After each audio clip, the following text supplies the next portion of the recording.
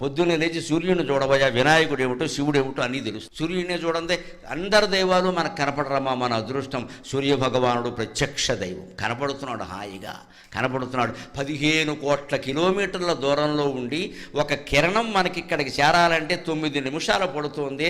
అంత 9 నిమిషాల్లో కొన్ని కోట్ల కిరణాలని భూమండలానికి అందించి భూమండలాన్ని అంతటినీ తేజోవంతం చేస్తున్న సూర్యుడికి ఎన్ని నమస్కారాలు చేస్తే రుణం తీరుతుంది.